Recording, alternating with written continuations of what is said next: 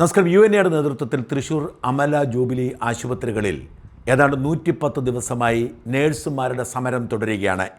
3 മാസം മുമ്പ് ഏതാണ്ട് 490ഓളം ആശുപത്രികളിലാണ് സമരം പ്രഖ്യാപിക്കപ്പെട്ടത്. 488 ആശുപത്രികളും ഇടക്കാലാശ്വാസം പ്രഖ്യാപിച്ച് സമരം പിൻവലിച്ചു. കഴിഞ്ഞ സർക്കാരിനെതിരെ UNA നടത്തിയ സമരത്തിൻ്റെ ഭാഗമായി തെരഞ്ഞെടുപ്പിന് മുൻപ് ഒരു പുതിയ മിനിമം വേജ് കരട് രേഖ പ്രഖ്യാപിച്ചിരുന്നു. ആ കരട് രേഖയിൽ ബന്ധപ്പെട്ട കക്ഷികളുടെ അഭിപ്രായം കേട്ടുകൊണ്ട് അന്തിമ വിജ്ഞാപനം ഇറങ്ങാൻ മാസങ്ങൾ എടുക്കും എന്നതിനാൽ അതുവരെ ഇടക്കാലാശ്വാസം നൽകണം എന്നതാണ് സ്വകാര്യ ആശുപത്രികളിൽ സമരം നടത്തുന്നവരുടെ ആവശ്യം. ഇതുപോലും മനസ്സിലാക്കാതെയാണ് പച്ചക്കള്ളങ്ങൾ ഇവർ പടച്ചുവിടുന്നത്. സർക്കാർ മിനിമം വേതനം പ്രഖ്യാപിച്ചാൽ ഞങ്ങൾ കൊടുക്കാം, സർക്കാർ പ്രഖ്യാപിക്കാത്തതിന് ഞങ്ങൾ ഉത്തരവാദിയാവുന്നത് എങ്ങനെ? എന്തിനാണ് സർക്കാരിനോട് പ്രതികരിക്കാതെ ഞങ്ങളോട് പ്രതികരിക്കുന്നത് എന്നാണ് ഇവരുടെ ഒരു പ്രധാനപ്പെട്ട ചോദ്യം.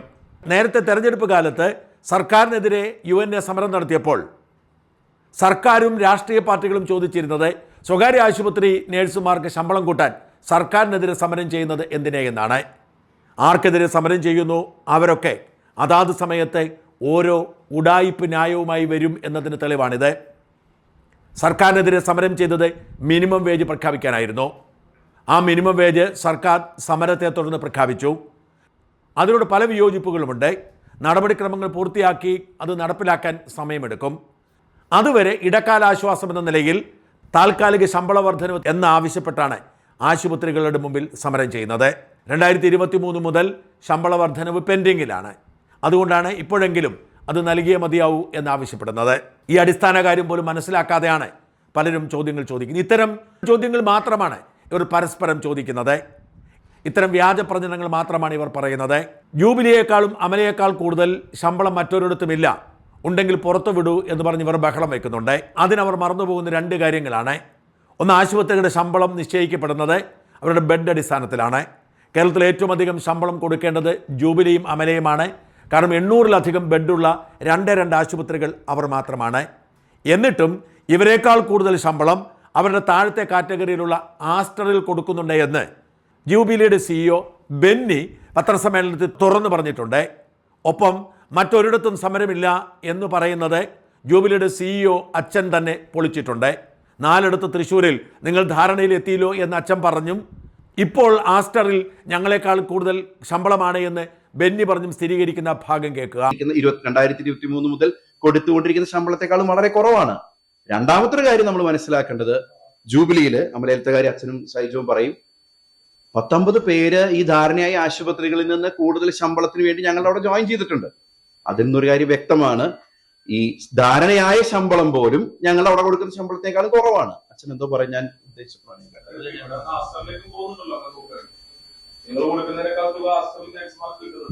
ഈ ധാരണയായി ഇപ്പൊ മുതല്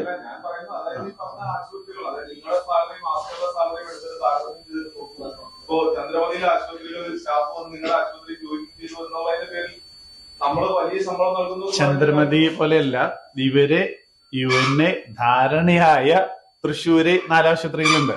അതിൽ ചന്ദ്രമതി സബായിട്ട് വരിക. ഈ UNA തൃശ്ശൂര് 4 ആശുപത്രികളുണ്ട്. 4 തൃശ്ശൂരത്തെ ആസ്ട്രോക്ക് എറണാകുളത്ത് നിൽക്കട്ടെ, തൃശ്ശൂര് ധാരണയായ 4 ആശുപത്രികളുണ്ട്. അവിടെ നിന്നും ജൂബിലിയിലേക്ക് ഇപ്പൊ ചേർന്നുകൊണ്ടിരിക്കുക ധാരണയായ ആശുപത്രികളിലെ. അതുപോലെ ഈ ആസ്റ്റർ പോലും ഈ ധാരണയാകുന്നത് വരെ ഞങ്ങളെക്കാൾ കുറവ് ശമ്പളമാണ് കൊടുത്തിരുന്നത്. നോക്കൂ, ഇതുവരെ പറഞ്ഞുകൊണ്ടിരുന്ന വലിയ 2 നുണകൾ തെറ്റാണെന്ന് ജൂബിലി മാനേജ്മെന്റ് തന്നെ സമ്മതിക്കുന്നതാണ്. ഇങ്ങനെയാണ് ഇവർ പറയുന്ന ഓരോ നുണകളും. സോഷ്യൽ മീഡിയയിൽ വ്യാപകമായി പ്രചരിപ്പിക്കുന്ന ഒരു ചെറിയ പോസ്റ്റ് വായിച്ച് അതുകൂടി വിശദീകരിക്കാം. നേഴ്സിംഗ് സമരത്തിൻ്റെ യഥാർത്ഥ ഇമ്പാക്റ്റ് എന്ന പേരിലാണ് ഇത് പ്രചരിക്കുന്നത്. ക്രിസ്ത്യൻ മാനേജ്മെന്റ് തെരഞ്ഞുപിടിച്ചുള്ള നേഴ്സിംഗ് സമരത്തിന് അനുകൂലമല്ല. അതാണ് അവർ പറഞ്ഞ ഒന്നാമത്തെ കാര്യം. ഇത് പച്ചക്കള്ളമാണ്. ക്രിസ്ത്യൻ മാനേജ്മെന്റ് തെരഞ്ഞുപിടിച്ചല്ല സമരം നടത്തുന്നത്.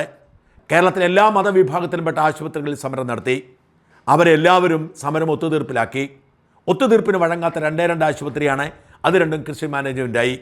അതുകൊണ്ട് ക്രിസ്ത്യൻ മാനേജ്മെൻറ്റ് തെരഞ്ഞുപിടിച്ച് സമരം നടത്തുന്നു എന്ന് പറയുന്നത് പച്ചക്കള്ളമാണ്. തൃശ്ശൂരിലെ 4 ആശുപത്രികളിൽ നിങ്ങൾ ഒത്തുതീർപ്പിലായല്ലോ എന്ന് ഈ ഡയറക്ടർ അച്ഛൻ തന്നെ പറയുന്ന 4 ആശുപത്രിയുടെ മാനേജ്മെൻറ്റ് ക്രിസ്ത്യനാണോ എന്ന് പരിശോധിച്ച് നോക്കുക. ശമ്പള വർധന 100% അനുകൂലമാണ്. ഇത് 2ാമത്തെ പോയിന്റ്. ശമ്പള വർധന അനുകൂലമാണെങ്കിൽ പിന്നെ വർദ്ധിപ്പിക്കാൻ എന്താണ് തടസ്സം? എന്നാൽ ഈ സമരത്തിൻ്റെ യഥാർത്ഥ ലക്ഷ്യം നേഴ്സുമാരുടെ ക്ഷേമമല്ല. ശമ്പള വർധന അനുകൂലമാണെങ്കിൽ പിന്നെ പിന്നെ എന്തിനാണ് നിങ്ങൾ ന്യായീകരിക്കാൻ പോകുന്നത്? ശമ്പളം വർദ്ധിപ്പിച്ചാൽ പോരെ? കേരളത്തിലെ ക്രിസ്ത്യാനികളെ ഭിന്നിപ്പിച്ച് തമ്മിലടുപ്പിച്ച് വിശ്വാസികൾ അവരുടെ നേതൃത്വത്തിനെതിരെ ആക്കുവാനുള്ള ഗൂഢ അജണ്ടയുടെ ഭാഗമാണിത്. ആ ലക്ഷ്യം ഒരു പരിധിവരെ അവർ സാധിക്കുകയും ചെയ്തു. അതും അവരുടെ കുഞ്ഞാടുകളുടെ വീട്ടിലെ പെൺകുട്ടികൾ ഉപയോഗിച്ചിട്ട് തന്നെ. 2 ദിവസം കൊണ്ട് സഭാധികാരികൾ ചീത്ത വിളിക്കാത്ത ഒരു അനുയായും കാണില്ല. ആ രീതിയിൽ നേഴ്സിംഗ് സമരം എത്തിക്കാൻ അവർക്ക് കഴിഞ്ഞു. ഇതാണ് ഒരു ആരോപണം. നേഴ്സിംഗ് സമരത്തിന് പിന്നിൽ മറ്റൊരു ലക്ഷ്യമാണ്. കുഞ്ഞാടുകളെ സഭാ നേതാക്കന്മാരെ കൊണ്ട് ചീത്ത വിളിപ്പിക്കാനാണ്. ഇവർ മറന്നുപോകുന്നത് ക്രിസ്ത്യൻ മാനേജ്മെൻറ്റ് ആശുപത്രിയിൽ അടക്കമുള്ളിടത്ത് സമരമുണ്ടായിരുന്നു. അവരെല്ലാം ഒത്തുതീർപ്പിലായി. അവിടെയെങ്ങും തെറിവിളിയില്ല. ഈ 2 ആശുപത്രികൾ പിടിവാശി പുലർത്തുന്നതുകൊണ്ട് മാത്രമല്ലേ ഇവിടെ ചീത്ത വിളിക്കുക. അതും നേഴ്സുമാർ ചീത്ത വിളിച്ചിട്ടില്ല. അതും പിതാക്കന്മാരെ ആരും നേഴ്സുമാർ ചീത്ത വിളിച്ചിട്ടില്ല.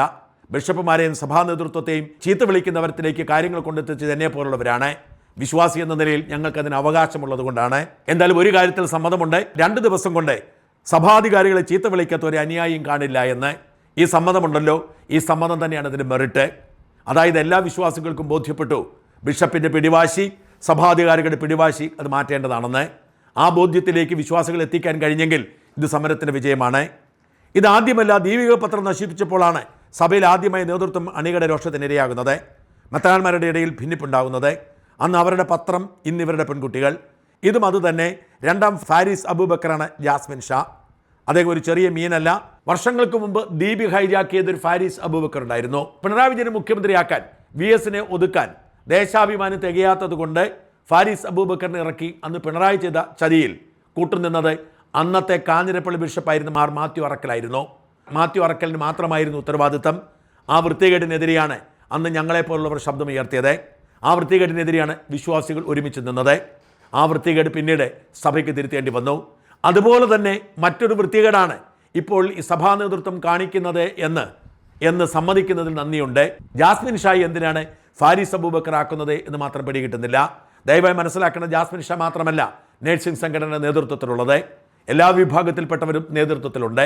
ജാസ്മിൻ ഷാ അതിന് നാഷണൽ പ്രസിഡൻ്റാണ്. ഷോബി ജോസഫാണ് സംസ്ഥാന പ്രസിഡന്റ്. സമരത്തിന് നേതൃത്വം കൊടുക്കുന്ന യൂണിറ്റ് പ്രസിഡന്റുമാരിൽ യൂണിറ്റ് നേതാക്കളൊക്കെ ക്രിസ്ത്യാനികൾ തന്നെയാണ്. ഇദ്ദേഹം ചെറിയ മീനല്ല. ഒരു സിംഗിൾ വ്യക്തിക്ക് ഇത് സാധിക്കില്ല. അമേരിക്കൻ യൂണിവേഴ്സിറ്റിയിൽ പോലും പണം കൊണ്ട് കൈക്കലാക്കിയ ഖത്തർ ഫണ്ട് പോലും ഇതിന് മുന്നിൽ കാണും. ഷാദിനൊക്കെ നേരിട്ടിറങ്ങാൻ തുനിഞ്ഞെങ്കിൽ സംഗതി വേറെ ലെവലാണ്. ഒന്ന് ഉറപ്പിച്ച് പറയാം, ജാസ്മിൻ ഷാ 2ാം ഫാരിസ് അബൂബക്കറാണ്. നോക്കൂ, ഖത്തർ ഫണ്ടൊക്കെ പണ്ട് മോദി നിരോധിച്ച കാര്യം ഇദ്ദേഹം അറിഞ്ഞില്ലെന്ന് തോന്നുന്നു. പിണറായി സർക്കാർ UNA-യും ജാസ്മിൻ ഷായും മാത്രമല്ല മറുനാടനെയും പൂട്ടാൻ പരമാവധി പയറ്റിയതാണ്. എന്നിട്ട് എന്തേ ഖത്തർ ഫണ്ടും വിദേശ ഫണ്ടുമൊന്നും കണ്ടെത്താൻ കഴിയാത്തത്? ഇപ്പോഴും അവർ അതിന് പരാജയപ്പെടുന്നത്. എന്തായാലും സംഗതി ഇവിടെയെങ്ങും നിൽക്കില്ല. എന്തായാലും സമരം കൈവിട്ടു പോവുകയാണ്. അത് ഇവിടെയെങ്ങും നിൽക്കുന്ന സാഹചര്യമില്ല. പ്രതീക്ഷയോടുകൂടി നേഴ്സുമാർ കാത്തിരുന്നത് കഴിഞ്ഞ ദിവസം തിരുവനന്തപുരത്ത് നടന്ന യൂണിയൻ നേതാക്കളും സർക്കാരും തമ്മിലുള്ള ചർച്ചയാണ്. ആരോഗ്യമന്ത്രിയും തൊഴിൽ മന്ത്രിയും പങ്കെടുത്തു. UNA നേതാക്കൾ മാത്രമല്ല, മറ്റ് തൊഴിലാളി സംഘടനയുടെ പ്രതിനിധികളും പങ്കെടുത്തു. മാനേജ്മെൻറ്റ് പിടിവാശിയിലായിരുന്നു. കടുംപിടുത്തം തുടർന്നുകൊണ്ടേയിരുന്നു. മാനേജ്മെൻറ്റിൻ്റെ കടുംപിടുത്തത്തെക്കുറിച്ച്, സമരം തീർക്കാൻ അവർ വിസമ്മതിക്കുന്നതിനെക്കുറിച്ച് പിന്നീട് ആരോഗ്യമന്ത്രി തന്നെ തുറന്നു. ഞാനും തൊഴിൽ മന്ത്രിയും പങ്കെടുത്തിരുന്നു. മാനേജ്മെൻറ്റ് പ്രതിനിധികളും വിവിധ ട്രേഡ് യൂണിയൻ നേതാക്കളും പങ്കെടുത്തിരുന്നു. അപ്പോൾ മാനേജ്മെൻറ്റ് നിർദ്ദേശം മിനിമം വേജസ് ആക്ട് നടപ്പാക്കുക. അത് നടപ്പാക്കുമ്പോൾ അതനുസരിച്ച് ഞങ്ങൾ സാലറിയിൽ മാറ്റം വരുത്താമെന്ന് പറഞ്ഞു. പക്ഷേ മിനിമം വേജസ് ആക്ട് നിയമമാക്കണമെങ്കിൽ എന്താണെങ്കിൽ 2 മാസം എടുക്കും. കാരണം അതിന് ചില വ്യവസ്ഥാപിത നിയമങ്ങളുണ്ട്. പരാതികൾ ഇപ്പോൾ സ്വീകരിച്ചുകൊണ്ടിരിക്കുകയാണ്. അത് പബ്ലിഷ് ചെയ്ത് പരാതികൾ സ്വീകരിക്കുക. അത് കിട്ടി ഒരു ആക്ട് ആകുമ്പോൾ എന്താണെങ്കിലും സാഹചര്യത്തിൽ 2 മാസം എടുക്കും മിനിമം. പക്ഷേ അത് പരമാവധി സ്പീഡ് കൂട്ടാമെന്ന് പറഞ്ഞിട്ടുണ്ട്. പക്ഷേ എങ്കിലും ഒരാഴ്ച കൊണ്ടോ 2 ആഴ്ച കൊണ്ടോ നടക്കുന്ന കാര്യമല്ല. അത് യാഥാർത്ഥ്യം മാനേജ്മെൻറ്റിനെ ഞങ്ങൾ പറഞ്ഞു. അതോടൊപ്പം തന്നെ ആ നിയമം നടപ്പാവുന്നവരെ ഈ സമരം ചെയ്യുന്ന നഴ്സുമാരുടെ സാലറിയിലൊരു 4000 രൂപ കൊടുക്കണം, താൽക്കാലിക ആശ്വാസം. ബാക്കിയുള്ള ആക്ട് വന്നതിന് ശേഷം പരിശോധിച്ച് ചെയ്യാം എന്നാണ് സൂചിപ്പിച്ചത്. പക്ഷെ അതിന് മാനേജ്മെൻറ്റ് ഇതുവരെ വഴങ്ങിയിട്ടില്ല. അത് ഇപ്പോൾ സമരം ചെയ്യുന്ന നഴ്സുമാരുടെ ഇപ്പോൾ സമരം ചെയ്യുന്ന 2 ആശുപത്രികൾ തൃശ്ശൂർ രൂപതയുടെ കീഴിലാണ്. അപ്പോൾ രൂപത അധ്യക്ഷനുമായി സംസാരിച്ച് വിവരം അറിയിക്കാമെന്ന് പറഞ്ഞിട്ടാണ് ഇന്നലത്തെ യോഗം തിരിഞ്ഞിട്ടത്. അതിൻ്റെ റിസൾട്ട് ഞങ്ങൾ നോക്കിയിരിക്കുക. ഈ പിടിവാശിക്ക് പിന്നിൽ ജൂബിലി അമല മാനേജ്മെൻറ്റുകൾ പോലുമല്ല, അവരുടെ രക്ഷാധികാരിയായി തുടരുന്ന, ചെയർമാനായി തുടരുന്ന മാർ ആൻഡ്രൂസ് താഴത്താണ്. ആരുടെയും മുമ്പിൽ തോറ്റ ചരിത്രം തനിക്കില്ലെന്നും തൻ്റെ രൂപതാംഗമായ മാർ റാഫേൽ തട്ടിൽ സിറോ മലബാർ സഭയുടെ തലവനായതുപോലും താൻ ഇതുവരെ അംഗീകരിച്ചിട്ടില്ലെന്നും ഒക്കെ വലിയ സന്തോഷത്തോടുകൂടി സ്വയം വിളിച്ചു പറയുന്ന മാർ ആൻഡ്രൂസ് താഴത്ത് ഒരു രൂപ പോലും സമരത്തിന് വഴങ്ങി കൊടുക്കില്ല എന്ന പിടിവാശിയിലാണ്. ആ പിടിവാശിയാണ് അവരുടെ പ്രശ്നം. സർക്കാർ ഉത്തരവിറക്കട്ടെ, അത് നടപ്പിലാക്കാമെന്ന് പറയുന്നതും ചതിയാണ്. സർക്കാർ ഉത്തരവ് നടത്തുന്നത് കൊടുക്കാമെങ്കിൽ പിന്നെ അതുവരെ താൽക്കാലികമായ ഒരു തുക കൊടുത്താൽ എന്താണ് കുഴപ്പം എന്നതിന് ഉത്തരമില്ല. സർക്കാർ ഉത്തരവിറക്കുമ്പോൾ കോടതിയിൽ പോയി സ്റ്റേ വാങ്ങാം എന്ന ആത്മവിശ്വാസത്തിലാണ് ഈ ഡയലോഗ്. എന്തായാലും വിശ്വാസികൾ ഇറക്കി ഈ സമരത്തെ നേരിടാനാണ് മാർ ആൻഡ്രൂസ് താഴത്തിൻ്റെ കുറുക്കൻ ബുദ്ധി ഇപ്പോൾ ഉപയോഗിക്കപ്പെടുന്നത്. അതിൻ്റെ ഭാഗമായി ഈ വരുന്ന ഞായറാഴ്ച, അതായത് മറ്റന്നാൾ, തൃശ്ശൂർ രൂപതയിലെ എല്ലാ ഇടവകകളിലും വിശ്വാസികൾ നേഴ്സുമാർക്കെതിരെ പ്രമേയം പാസാക്കാനും പ്രകടനം നടത്താനും ഉത്തരവിട്ടിരിക്കുന്നു. UNAയുടെ സഭാവിരുദ്ധ ശക്തികളുടെയും അവഹേളനങ്ങൾക്കെതിരെ ഇടവകകളിൽ പ്രതിഷേധ ദിനവും വിശദീകരണ യോഗവും, അതിരൂപത അധ്യക്ഷനെയും അവഹേളിക്കുന്നതിനെതിരെ ജൂബിലി അമല ആശുപത്രികൾ തകർക്കാനുള്ള ശ്രമങ്ങൾക്കെതിരെ ജൂലൈ 5 ഞായറാഴ്ച എല്ലാ ഇടവകകളിലും UNA നേഴ്സുമാർക്കെതിരെ, UNAയുടെ പേര് പറഞ്ഞ് നേഴ്സുമാർക്കെതിരെ പരിപാടി നടത്താൻ തീരുമാനിച്ചിരിക്കുന്നു. അവിടെയും അവസാനിപ്പിക്കുന്നില്ല. UNAയുടെയും സഭാവിരുദ്ധ ശക്തികളുടെയും അവഹേളനങ്ങൾക്കെതിരെ പ്രതിരോധ സമരം ജൂലൈ 12 ഞായർ 2:30 തൃശ്ശൂർ ടൗൺ ഹാളിൽ.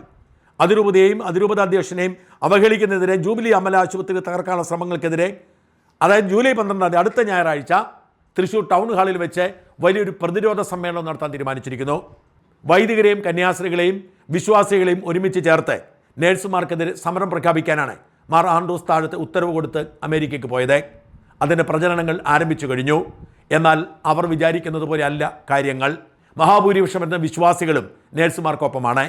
മറ്റ് ആശുപത്രികൾക്ക് ശമ്പളം കൂട്ടിക്കൊടുക്കാൻ പറ്റുമെങ്കിൽ എന്തിനാണ് പിടിവാശി ഈ രണ്ട് ആശുപത്രിക്കും എന്ന് ചോദിക്കുന്ന വിശ്വാസികളാണ് മാർ താഴത്തിൻ്റെ പിടിവാശിക്ക് പിന്തുണയ്ക്കുന്നവരെക്കാൾ കൂടുതൽ. അതുകൊണ്ട് തന്നെ വിശ്വാസികൾ നേഴ്സുമാരോടൊപ്പം അണിനിരക്കാൻ തീരുമാനിച്ചിരിക്കുന്നു. ഈ ഞായറാഴ്ച ഇടവകകളിൽ വിശദീകരണ യോഗം ചേരുമ്പോൾ ആ ഇടവകയിലെ നേഴ്സുമാരുടെ കുടുംബാംഗങ്ങൾ ഒരുമിച്ച് അതിൽ പങ്കെടുക്കാനും ഈ വൃത്തികേടിനെ ചോദ്യം ചെയ്യാനും തീരുമാനിച്ചു എന്നാണ് തൃശ്ശൂരിൽ നിന്ന് റിപ്പോർട്ടുകൾ. ഇടവകയിലെ യോഗത്തിൽ നേഴ്സുമാരും അവരുടെ കുടുംബാംഗങ്ങളും പങ്കെടുക്കുകയും ഇവർ പറയുന്ന നുണകൾക്ക് മറുപടി കൊടുക്കുകയും ചെയ്യുന്നതോടെ സഭ പ്രതിരോധത്തിലാകും. മാത്രമല്ല 12-ാം തീയതി ഞായറാഴ്ച ടൗൺ ഹാളിൽ നടക്കുന്ന പരിപാടിയിലേക്ക് നേഴ്സുമാരുടെ കുടുംബാംഗങ്ങൾ ഒരുമിച്ച് മാർച്ച് ചെയ്യാൻ തീരുമാനിച്ചിരിക്കുന്നു. അവർ മാർച്ച് ചെയ്യുന്നത് പ്രതിഷേധിക്കാനോ ചീത്ത വിളിക്കാനോ അല്ല, കൊന്ത ചൊല്ലിയും പ്രാർത്ഥിച്ചും അച്ഛന്മാർക്കും മെത്രാനും നല്ല ബുദ്ധി തോന്നണേ കർത്താവേ എന്ന് പ്രാർത്ഥിക്കാനുമാണ്. ആ വിശ്വാസികളായ നേഴ്സുമാരുടെ സമരപരിപാടിക്ക് UNAയും പിന്തുണ കൊടുക്കും. സമരം ചെയ്യുന്ന നേഴ്സുമാരും തൃശ്ശൂർ രൂപതയിലെ നേഴ്സിംഗ് കുടുംബങ്ങളിലുള്ളവരും മെഴുകുതിരി കത്തിച്ചുകൊണ്ട് ടൗൺ ഹാളിലേക്ക് പ്രാർത്ഥനാ ജാഥ നടത്തും. ടൗൺ ഹാളിൽ നേഴ്സുമാർക്കെതിരെ ബഹളം വയ്ക്കുമ്പോൾ പുറത്തെ സഭാപിതാക്കന്മാർക്ക് നേർബുദ്ധി തോന്നാൻ വേണ്ടി നേഴ്സുമാർ പ്രാർത്ഥിക്കും. അങ്ങനെ നേർക്കുനേർ ഏറ്റുമുട്ടലിലേക്ക് കാര്യങ്ങൾ നീങ്ങുകയാണ്. മാർ ആൻഡ്രൂസ് താഴത്തിൻ്റെ ഈഗോ തൃപ്തിപ്പെടുത്താൻ വേണ്ടി നേഴ്സുമാരെ അപമാനിച്ചും അവർക്കെതിരെ പ്രതിഷേധ പ്രകടനം നടത്തിയും വിശ്വാസ സമൂഹത്തെ ഭിന്നിപ്പിക്കാനുള്ള നീക്കത്തിനെതിരെ വിശ്വാസികൾ ഒരുമിക്കുകയാണ്.